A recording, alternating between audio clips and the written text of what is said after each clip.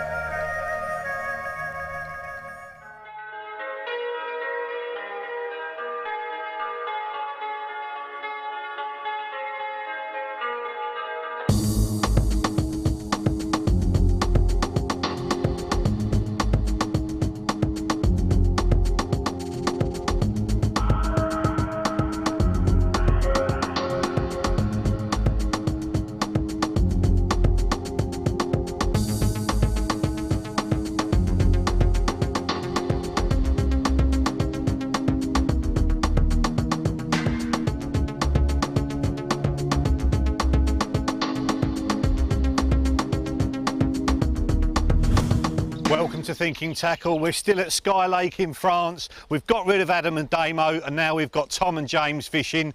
They've moved straight into Adam's swim. You remember he beat them up in here in the last show, and Tom is showing us the way. Hello, mate. How's it going?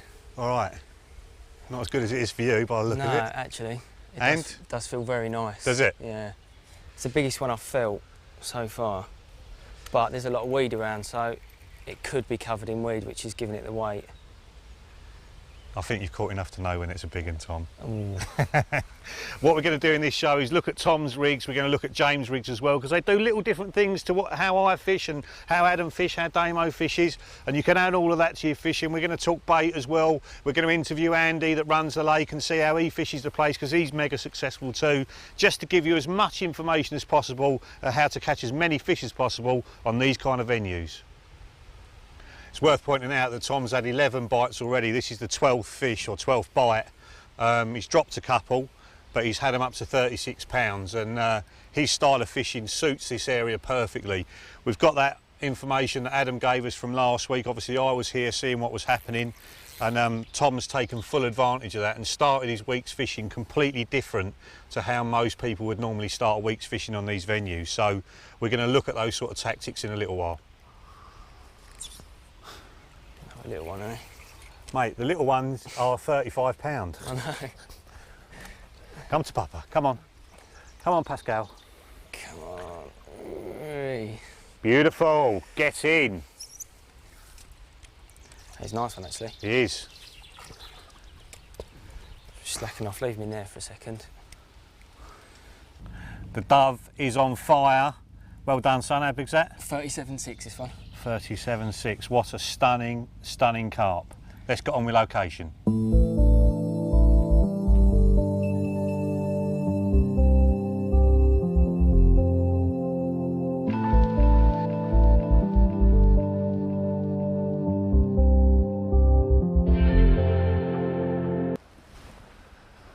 Well, I've chosen to stay in the same swim because I've got the luxury of having been here last week and seen how the lake was living and breathing, seen where the fish were getting caught from. I'm going to use that to my advantage. I've resisted the temptation to move down to the woods end where Adam smashed it up last week. I think he had 28 fish in the end, mainly because a lot of the small fish were getting caught down there, and also I managed to snare a 51 pounder, an absolutely stunning fish, a couple of days ago. I followed it up with a 36 later on during the night. Then last night I had a 32 just as it was getting dark. I've had a 33 pounder this morning and lost one. So that's the end of the week, as it were. It's now Saturday afternoon, we're starting all over again, so I'm just going to keep working the spots that I've been fishing. So I've moved further out on my left hand set of rods. I'm fishing about 80 yards out, and I'm sticking out bigger boilies. I've got the Fusion with me now because Tom's brought it over for me. And then the right hand spot, I'm only fishing at about 60-70 yards and casting down diagonally towards the snags a little bit, and I'm picking fish up as they come through there. I think the reason particles didn't work for me on the first week was I wasn't fishing for a whole week. I was fishing 6 one-night sessions. I didn't put enough bait in at the start. That's what Andy does. He puts a lot in over every rod and just leaves it until the big fish come along, and he has caught quite a few big fish on it. So we're going to have a look at that approach a little bit later on. But for now I'm going to stick with what I'm doing. The boilies is working. The guys have started to get bites over there. So let's go and talk to them and see where they're fishing. We're over on the wood side of the lake now. Absolutely beautiful view from here, and the two little superstars, Tom and James, are both bivvied up here in the place where Adam was fishing in the last show. So I'm going to probe them now and find out where they're fishing and what they've caught. Thomas? Hello mate, how's it going? All right mate, thank you. Ooh, lots of goodness. Is that going out? It is, I'm just about to pitch my right-hand Right, rod. that's your right-hand rod, is it?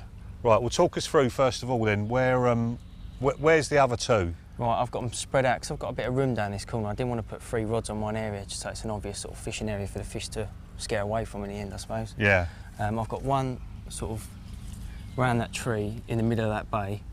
Right. One over towards that corner there. Yeah. And then one straight out in front where Adam was catching them from. Right, so you've got one close to where Damien was fishing. Yep. One where Adam was snaring the odd one from. Yep. Over there, and then one sort of out on his main sort of That's area. it, yeah. And what rod so far has produced the most action? It's been the middle rod over towards the corner, which is where Damo was fishing, I think. Towards Damo. He's really going to need to know that, Damo, Yeah, aren't I've he? told him already, don't you worry about that. And baiting wise, what are you putting out? Just boilies, I'm just spreading boilies everywhere. Right. Just putting them, not in one particular area, just spreading them everywhere so they don't know. And that's pretty much a Tom Dove sort of way of fishing, isn't it? It is, yeah, that's the only way I fish now. Right, no marker float? No marker No float spod? at all, no. Nothing. Even if you didn't know that Adam had done what he'd done, Yeah. you'd still fish like this? Yeah, definitely, yeah. Even though everyone says you can only fish particles? Yeah, definitely. You'd still do it? Yeah, they're all carp, aren't they? They all eat boilies, so just fish it the same everywhere. So. All right, mate, well, you get that one out, Okay. and I'm going to go and see how James is getting on.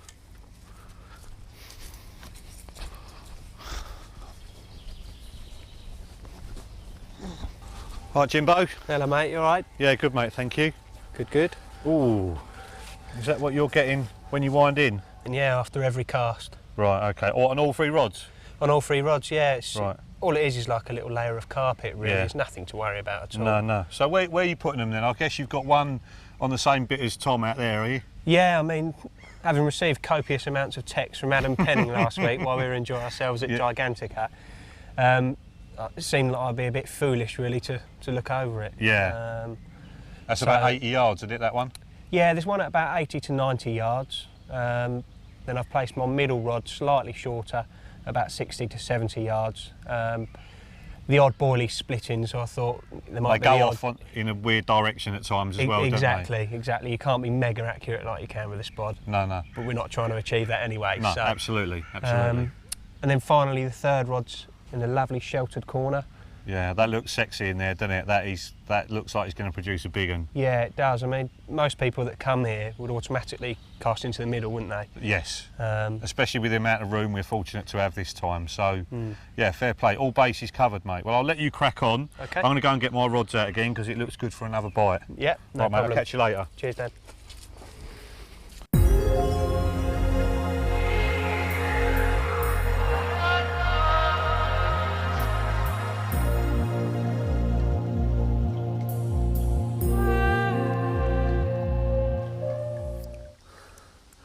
And what about that for getting the bait in right?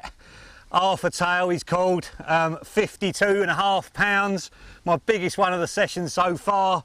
Absolutely over the moon to get this one. He fought like a demon, kept rubbing himself on the bottom trying to get rid of the hook, but we snared him. So once I get this fella back, we're going to have a look at how I bait up.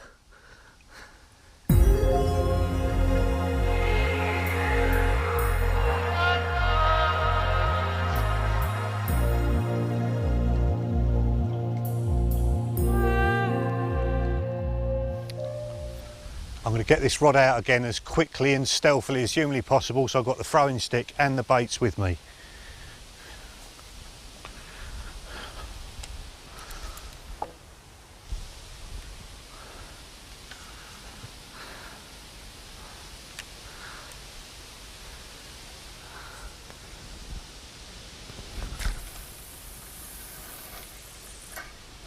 Beautiful.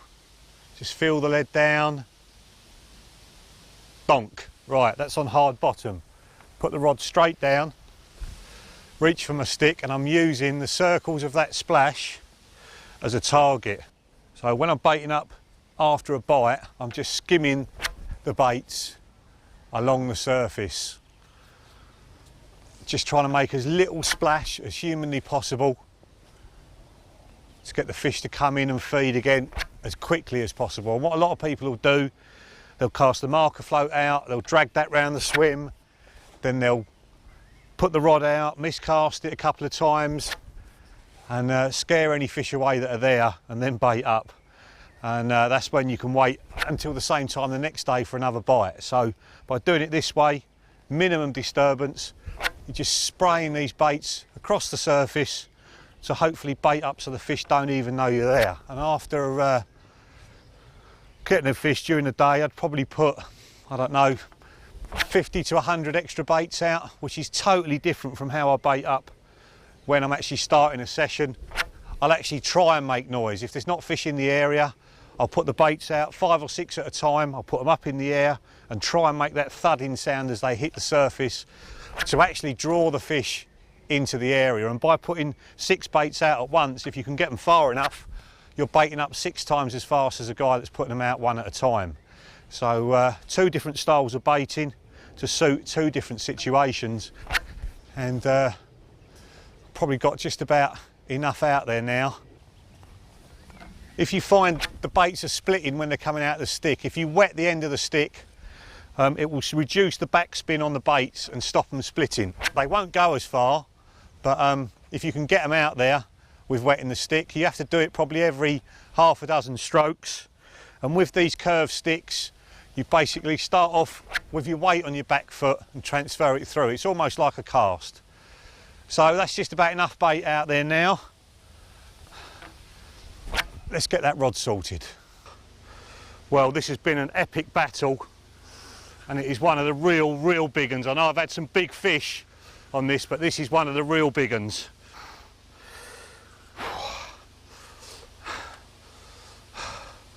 I talked about getting the bait out stealthily, and this was the rod that I recast, and it is a monster. Oh, look at the size of this. This is one of the beasties, and he's going in the net. Come on! Yes! Excellent! Yes! Oh, that is one of the real big ones. I can't believe it.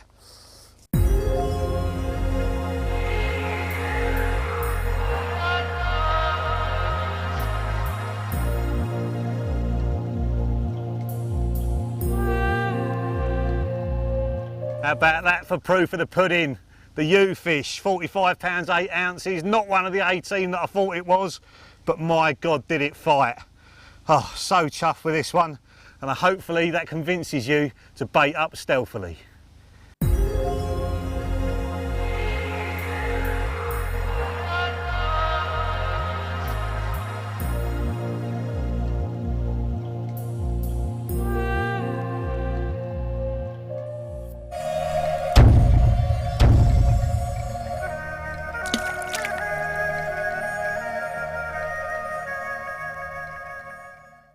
Thinking Tackle, sponsored by Dower Infinity. It's day 2 at Sky Lakes. I've got another one in the net, again caught on the balance cell hook bait. We'll get him out of the net and see how big he is. And here he is, 40 pound 12 ounces of powerful Sky Lake carp. I caught him on the middle rod again this time, so hopefully we'll get the rods back out and see if we can catch a few more tonight.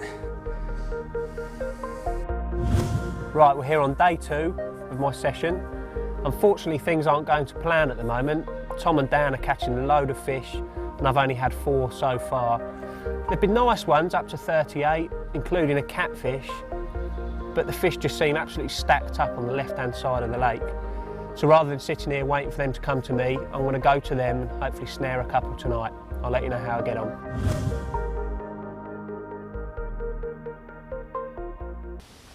Hook pulls has to be one of the most annoying things that can happen to you in carp fishing. Happens to us all, and we're going to look at what are the main causes of it and how to stop it. So first of all, blunt hook. That is the biggest culprit when it comes to hook pulls. This rig I've actually caught a fish on, and I'm just going to do the nail test. So I'm just going to scrape the hook point across my nail.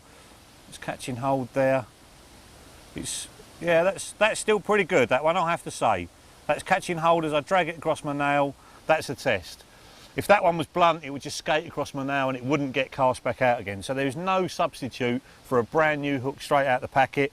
And even with one out the packet that I haven't even tied yet, I will still do that nail test.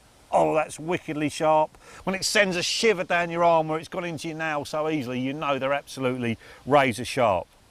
The next one could be getting the wrong buoyancy of hook bait. So I've got a snowman set up there.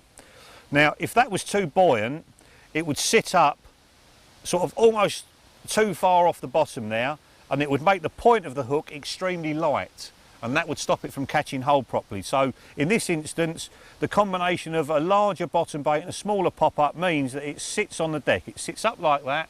It's slightly lighter than a normal hook bait, so it's going to go in the mouth easily, but it's not so light that it's going to flay around in the mouth and you're not going to catch the fish properly in the bottom lip. So if you're fishing a snowman with the hair coming off the hook down by that ring there, make sure it sinks quickly. In total contrast, what I've been catching a lot of the fish on here is the KD setup. I've got a very, very light hook bait there, a larger pop-up, smaller bottom bait, and that's going to sit like that off the bottom, and it's almost going to pick up the eye of the hook just off the bottom. It makes the eye of the hook light, which in turn makes the point of the hook heavy. So if you're fishing very, very slow sinking hook baits, tie the hook on with a knotless knot, but use the KD rig, do a couple of turns, pull the hair out of the way and carry on turning, and that will form a much more effective hooker if you're using a very light hook bait. Next one down, if you are getting hook pulls, if you swap over to a curved pointed hook, they curve in, so they have to curve out, which makes it harder for the fish to throw the hook. So if you're getting problems with straight pointed hooks, change over to a curved pointed hooks. And the last thing, this problem that Tom was having when he first started his session, he started using his English rigs. These are great big carp with great big mouths. He's using a little tiny size 8 hook, which is a fine wire hook. That's not taking hold properly, or it's cutting through the flesh and he was pulling out a fish. You've got lots of weed on the line, it creates extra pressure, and simply by moving over to a larger hook, a size 6 hook in exactly the same pattern, thicker in the wire, stopped his hooked pulls completely. So if you're getting bites and you're pulling out a fish, make sure the hook is sharp, and if you have to, increase the size. Well, finally the move has paid off. I'm absolutely ecstatic with this one. 32 pounds of lovely mirror carp. I actually put a zig out there this morning due to the lovely sunny conditions and popped it up 2 foot off the lead. So yeah, more than happy with this one. Caught on a small white pop-up.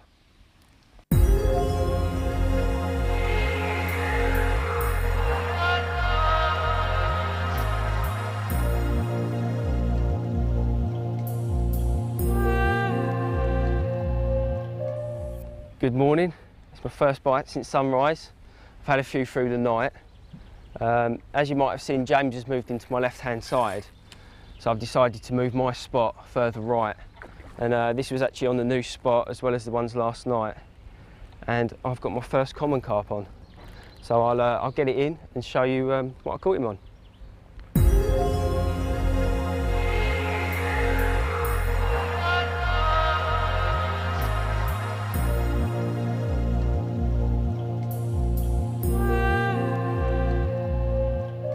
And here he is, my first common of the trip, all 44 pounds 8 ounces of it. I'm over the moon with this one because there isn't many commons in here like this, but when they do turn up, they turn up like this. I put them on a cell hook bait again, out of my new spot to the right, and hopefully I can catch some more of it.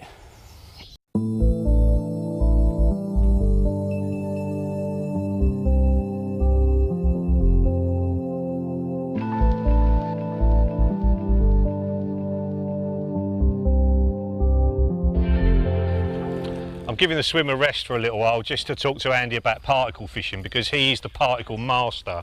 And I think, mate, on my first week, I came here, I love particle fishing. I come here to fish my style, doing the spodding and all that sort of thing. And after watching how you fish, I can see why it didn't work so well for me, because you put a lot of gear in, don't you? That's right, yeah. How much do you put in one go? Anything between 10 and 30 kilo on one spot. For one rod? Just for one rod. Right, which is a lot of bait, isn't it? It's a hell of a lot of bait. Yeah, well, I think it works because it gives all the fish chance to feed, and it promotes confidence for the bigger fish. Right. So they can hang back, They can hang back, watch the smaller ones take, have a go. and without getting caught, and then Right. they seem to move in and you know, away you go. Away you go. I mean, obviously you've got the luxury of time, you can afford to sit on it, but I ended up fishing, I thought, 6 one-night sessions, rather than turning up, stoving it in on day one, thinking I've got 6 days, I can wait. Yeah. I did my little and often thing, which, to be honest, on places where you can't use a boat, works really well. Yeah. But I think the thing I've learned is you can't compete with a boat. If you're baiting up with a boat, you can do it so accurately, so quickly, you can put so much in such a short space of time. I don't know if people sort of appreciate, you know, 30 key is 3 10-litre buckets, isn't it? Full. Well, yeah. Pretty much. So what's actually in the particle mix? Well, it's basically you know, your basic pigeon mix that we'll start with. Right. And add wheat, barley, additional maize, hemp, Right. oats. Right. And that's it. Right, and quite a few bigger bits as well. That's what I noticed in your, compared to like all the little tiny bits of hemp that I was using. Your mix has got more bigger stuff in it as well, isn't it? Yeah, bigger stuff. Again, I think it then gives the smaller fish chance to fill without getting caught. Right. If you use smaller seeds, they can get lost in the debris on the bottom, and Yep. The small roach, rudd, perch, etc. Yeah. Can come along, take those small bits, Yeah. and you're left with nothing. Yeah. You know, spodding is a very good method of fishing, obviously, but it can be quickly taken from your swim. Yes, I've noticed that. That it seemed like it was gone. I had a night where I got plagued by little carp. Ended up catching one, about 3 pound in the end. But I think if I'd put loads of bait in at the start, that probably I wouldn't have noticed it. They would have been feeding anyway, and I probably wouldn't have caught them.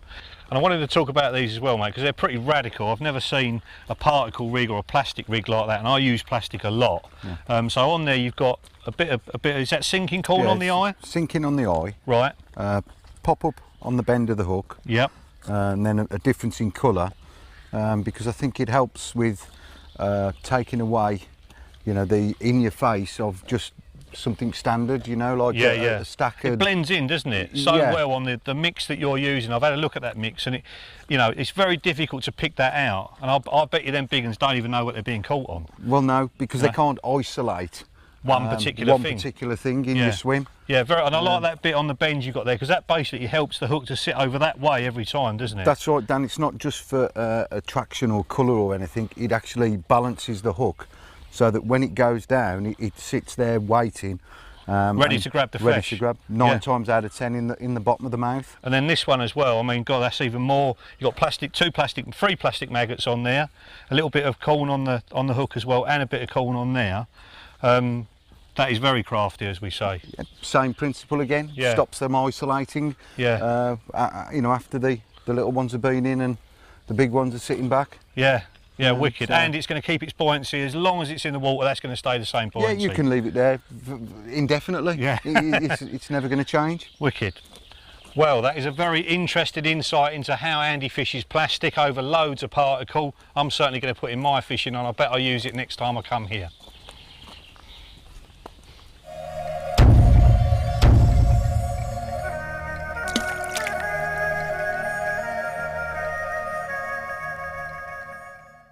Thinking Tackle, sponsored by Dower Infinity. You join me doing battle with another Sky Lakes Leviathan. This one has fought very, very hard and was outwitted on one of my favourite rig presentations. If I get him in, I'll give you an insight on how to tie them.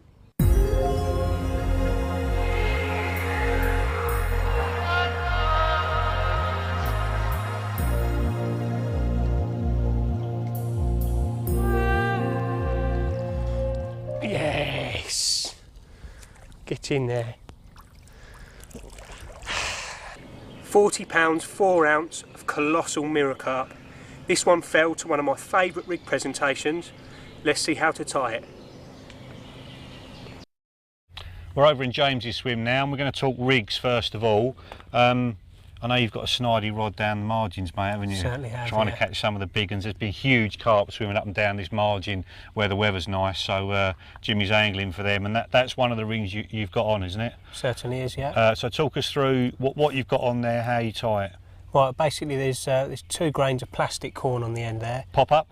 Pop up, yeah. Right, okay. They're just, I'm fishing over a little bit of weed. Right. And the 3 offerings that I've put in the water earlier, grains of corn, I'm just using the plastic bits to mimic them. Right. So they just sit just on top of the weed there. Right, okay. And I noticed there you've got like a small curved shank hook, and then some braid, then a little bit of, I take it as your counterbalance, is it? That little bit of putty. Exactly that, and then yeah. fluorocarbon. So why are you not using just like a standard coated hook link that you strip back?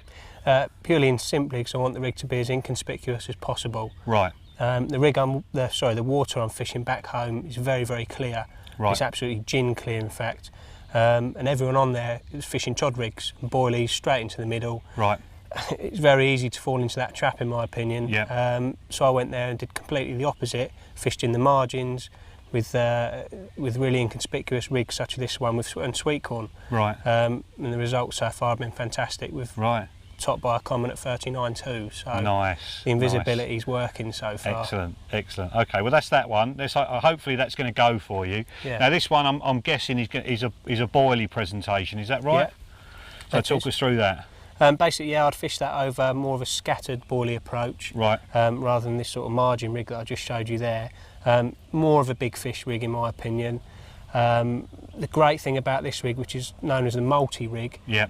other people might know it's the Johnny Mack rig because he's caught so many big fish on it. Yeah. Is that you can change your hook within seconds. Right. You literally just slide the D open, take the hook off, and do the same practice again.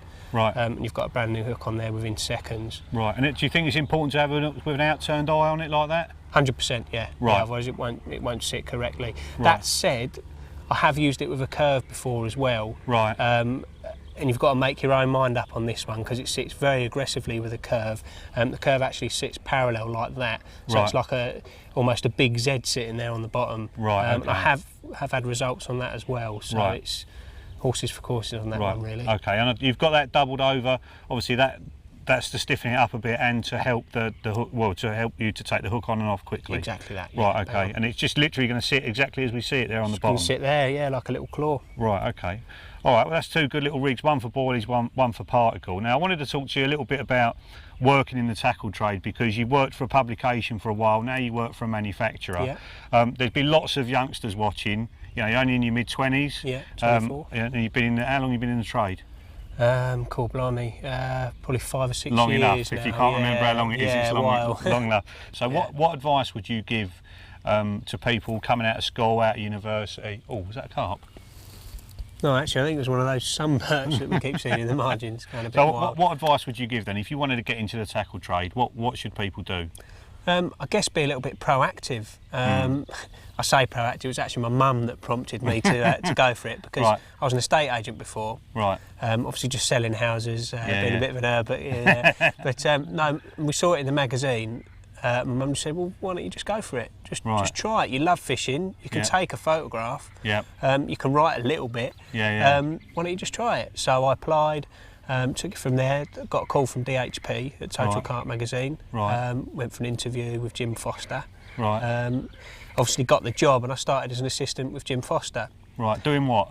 A bit of a monkey really, I was just Right. doing all the dirty work. Right.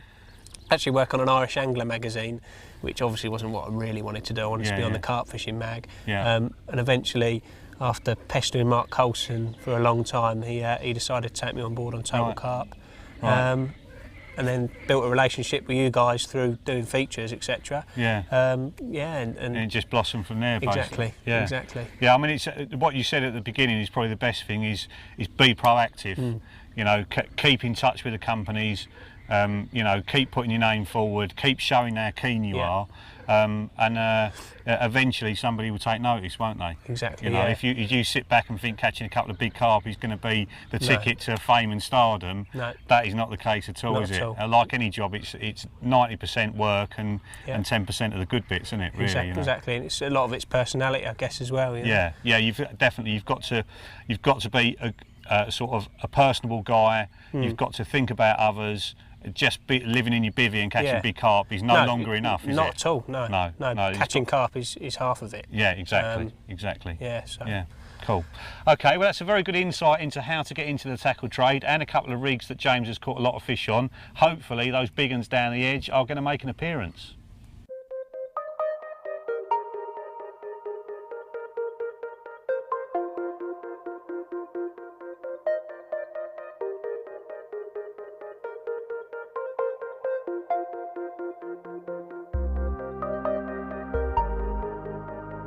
Come on. Swim in the net. Swim in the net. Yes! Come on! Got him! That is wicked. How about that? A carp called George, 51 pounds 6 ounces, up £3 on last year, so they're doing really well. Oh, I'm just so over the moon to get this one. It's always pucker to get an absolutely stunning big carp. So let's give him a little kissy. Mwah, and get him back.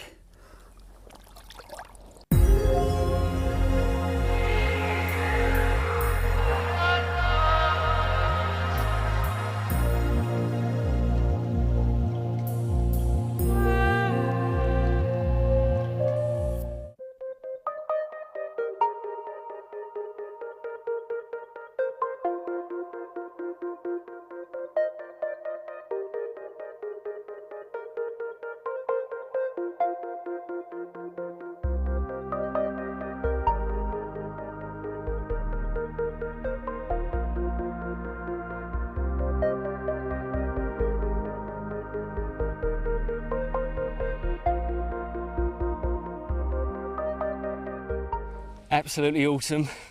49 pounds, probably one of the best looking carp I've ever caught. I don't want to keep him out too long, so I'll slip him back and show you what rig I caught him on. Well, Tom, I know that is the Muzzer rig, which is one of your favourites, but talk us through why you actually do it and how you do it as well. Right, okay. Firstly, the most important thing is that the bait's drilled out and put cork in. Right, and why'd you do that? To balance it right out. With a KD rig, it's really important that the bait is balanced, so the hook is heavy in effect. Right, okay, so the bait is weightless. Yep. And the hook is heavy, because if you just had a bottom bait on that sort of rig, it wouldn't work, would it? Not as well, no. I'm sure you would still catch them because the hook's going into the mouth, but it wouldn't work perfectly. So. Right, okay. And why do you put it in that side of the bait rather than the top part of the bait where the hair stuff is? I think when the bait's that side, it will sit actually like that on the bottom with the cork up. It sits a little bit weird. Right. But when it goes in the fish's mouth, the cork's going to want to go in first, which makes the hook go in quicker than it would do if the cork was on the other side. Right. Very crafty. Very crafty. And you've only got a little tiny bit there stripped back. Yeah. That's just a knotless knot, isn't it, you've done there? And literally cut the turns. Yeah, it's a knotless knot, pull the hair back, whip up the shank 5 or 6 times and then put it back through the back of the eye. Right, so no, if you can tie a knotless knot, you can tie that rig. Yeah, of course, it's really simple, yeah. And then a little tiny bit tied, stripped back on the soft coated hook link there. Yeah. Why do you only put strip that bit back? Just because I'm so paranoid of tangles, I want the least amount of tangles as possible. So I think if a fish blows that out, it doesn't hook it first time, then that's not going to... It's not going to foul up? It's not going to foul up, no. Right, okay, cool. And a reasonably long hook link. That's not the longest hook link I've ever seen you use, but no, on my left hand rod I'm actually using one longer than that because there's more weed. Right. But on the right hand rod I'm getting more of a drop, so I'm just sort of changing the length of the hook link to what I'm fishing on. Right, so you've not used a marker float at all yet, have you? No, I don't use marker. It's just the lead hitting the bottom, gives you an idea how deep the weed is. That's the most important thing about my fishing, I think, is filling the lead down. Right. If I'm not happy with the drop, then I'll reel it in. That's why sometimes I cast 3 or 4 times. Right, right. Yeah, something we all do as a matter of course, but you don't see a lot of other people do generally, do you? It is a really important thing to do, I think that. And then a simple lead clip system, and you've got tubing on there, rather than any sort of safe zone leader or anything. Any reason for that? I tend to use tubing when I'm fishing further out and with single hook baits, so you just don't get any tangles. Right. Why do you think that is? Just because it's thicker. Right. I mean, even though it is thicker, it doesn't particularly matter, because if you're matching the colour with what the bottom is, it doesn't matter how thick it is, because they can't see it anyway. So. Yeah, cool. Okay, well that's that one. And this second one looks like a little cheeky snowman he's set up, but with no actual bait on the top. No, it actually works on the same principle as the Muzzer. But, this just allows me to balance it even more, because I can put the cork ball on first, put it in the water, then trim it down until it just sinks. Right, okay. So I just wanted to see if I've got more bites on the really balanced one, or the bottom bait with half a bit of cork in. Right, and which one is working best? They're both working the same. Makes no difference at all. Right, okay. And then you've got a little tiny bag of crumb there by the look of it. Yep. Is that just for stopping tangles? Yeah, is it again, for attraction? it's just to stop tangles. One thing I've done is put the cell crushed up in the bag, but I haven't squashed it down really tight, so it doesn't sink as quick, because there's air trapped in between all the bits of cell. Right. It sinks slowly still, so it still sits on top of the Very weed. crafty, I like it. I like it. And that just pulls up inside there like that, nothing can tangle. No, nothing at all. Excellent. And just again on a simple lead clip. Yep. Nice and simple, basically. Very simple, yeah. Excellent. Well, that is a very good insight into your rigs, mate. I mean, everybody should be able to tie those. Yeah. And I'm sure you'll be getting a lot more bites on them. Hopefully, yeah. And a really feisty 27 pound Skylake common carp, again to the KD muzzer. Just goes to show how well that rig really does work.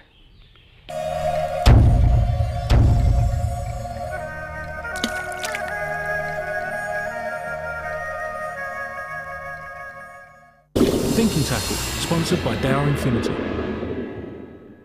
This is the rig I've been using to very good effect.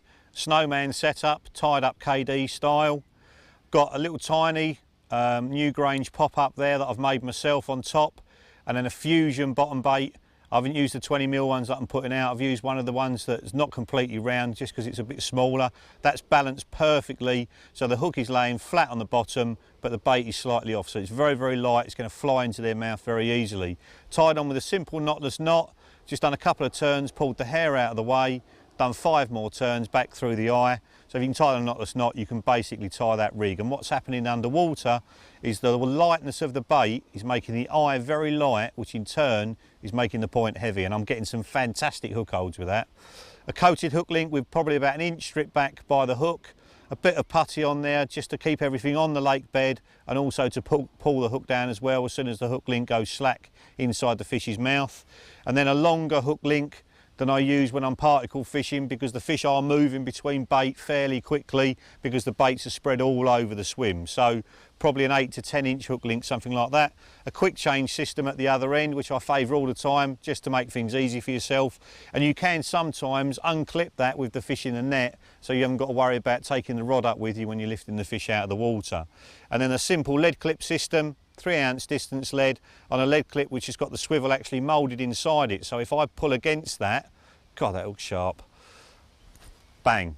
That lead's coming off very easily. And Andy, who runs the fishery, stipulates that we fish like that, so fish are not tethered up if they get in the weed. So that's what I'm catching most of my fish on. Just to show you a couple of other alternatives as well. Oh, let's get that off of there. That hook is super snaggy. There we go. Right, same thing, Snowman setup, Newgrange pop-up, but this time with a Newgrange bottom bait as well. A slightly different pattern of hook, but again, hooks really well, more of a curved shank pattern, still with a sharp straight point. About an inch strip back again, along with the putty, but a stiffer coated hook link. You can see if I push that towards there, it's not bending up so easily. That pushes everything away from the lead when it hits the bottom. I'm still PVAing this up because hairs tied in that way do tend to tangle on the cast, so I'm using some PVA tape, and I'm also putting a couple of bait stringer on as well, just to hold everything away from the lead system and stop it tangling. But to be honest, when I'm using a stiffer material like that, tangles very rarely happen.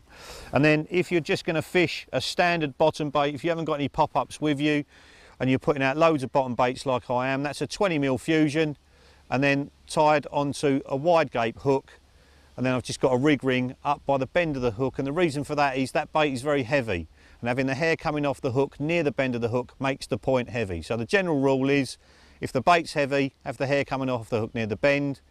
If the bait's very light, then have the hair coming off the hook by the eye. Again, in a stiffer material as well to push it away from the lead. So that's pretty much it on the rigs. To be honest, I'm really enjoying the boilie fishing. It's nice to be spreading the bait around. I'm getting fantastic hook holds, and every time that bobbin moves, I know it's a fish in the net. And the thing we're going to show you now is how to fish an inline lead, so that drops off on the take as well. This is the drop-off inline system. Unlike a regular inline, the line is not running through the lead at all. We'll show you that in a second. What I've basically done is got a leader, cut the ring of the ring swivel off, and I've actually pushed the eye in that you would normally attach the hook link to. And then the eye sticking out the front of the lead there has got a quick link attached to it, so I can actually attach the hook link. So the leader, as you can see there, is running on the outside of the lead. So if I was casting, you can put all the force in the world you want on there. Let's show you that. Loads of force, that's not going to come off on the cast, but if it's tightened from both ends, pull that tight, bang, the lead has come off. And that happens pretty much on the take. So inlines are really good if you're fishing on hard gravel bottoms. The fish does feel the weight of the lead a little bit more instantly, but they do have to be set up correctly. And what I've done with that swivel on the end of the leader there is I've just pinched it in with a pair of pliers so it's ever so slightly smaller, so it comes out of the lead a little bit easier. And if you do that test and pull it tight and it comes off every single time, then it's going to work exactly the same underwater. We're going to talk fish photography now. It's a subject very dear to my heart. I hate getting terrible pictures once you've got a big fish. So we've got Jimmy here, our resident photographer, to talk us through the settings on the camera and how to take a nice picture. But before we do that, we've positioned here to show you how to get it wrong. And first of all, you might think, lovely, great big flat area, but look at me, I've got dappled sunlight all over me where the sun's coming through the trees. That's going to show up in the picture and make the fish look horrible. And how about that for a background? We've got two bins there, not very nice, tree running right through the middle of me, not ideal at all. In complete contrast, now we're beautifully in the sun, no dappled light. It's well lit behind me as well, which is going to make it look good. Jimmy's about the right distance away from me. So, Jimmy, camera-wise, what do you recommend? Well, the first thing I recommend is not to be too complicated, really. Don't go out there and buy the all-singing, all-dancing camera if you don't know how to use it. Yep. Simplicity is best. Yep. You just want the camera with a nice big screen on the back, yep, so you can check out the shots that you've actually taken, right, and take it from there, really. Right, okay. One thing I would say is, in sunlight like this, you wouldn't think that you would need the flash, but I always put the camera onto P, which is program, and then activate the flash, because all the little shadows and everything on me and the fish will be taken away by the fill-in flash. So always use fill-in flash when you're doing it in direct sunlight. So frame up for how you're going to take a picture and show us actually how you stand and stuff, or kneel. Right, well, I mean, basically, you've got to check the position before you take the shot. So like you said, around 2 metres is suffice. Right. You also need to check the position that you're sitting in. You don't want to be too high standing up, yep, or too low, because again, the framing's going to be poor. Yep. So about eye level is perfect, yep, position that I'm in at the moment. Again, you don't want to be too far back because the fish is going to look tiny. You end up with like a little dot in the middle of the screen. If you have a 40 pounder and it looks like 10 pound, you're not going to be happy, are you? No.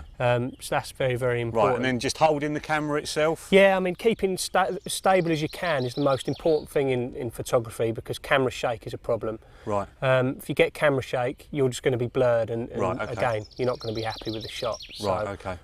It's very important to anchor your elbow into your knee, like I am here. Yep. So this is one position to take it. Yep. You can be as stable as possible. The other position is actually a bit like you're holding a carp, actually, like this. Yep. Again, you can be as stable as possible. Right, so like not that. out there. That's what you see a lot of people doing that, don't you? Yeah, exactly. Right. Okay, all right, well, that's enough with the camera. We're going to get the star of the show out now and do some pictures. Oh yeah, was the cry. What a beautiful, beautiful carp. So just take a note of Jimmy's stance. He's going to take some from the front. See the old fill-in flash going there, and it's worth repositioning sort of to the side as well. Let's do one more. You notice the fish is very flat. I'm not bending him round, not doing that with him, not too much up there. Got all these fins on show, and if you were looking down the fish, it'd be dead straight. If you look down it from above, it'd be dead straight. That makes them look biggest. Always get a few up the other way as well. You never know, you might get them on the front cover. Jimmy, anything you want to add to that? Yeah, it's just a real quick tip that will make the difference between a good photo and a bad photo. Is to never clip any of the key aspects of either the fish or the actual person. So never clip the tail or the head of the fish or the head of the angler, because they're not going to be too pleased if you were cool. to do that. And you can see we've got everything ready. Before we got this fella out of the water, we've chosen our spot. We've got loads of extra water on hand because it is a warm day, to keep these prizes looking absolutely pristine. Go on, Jimmy.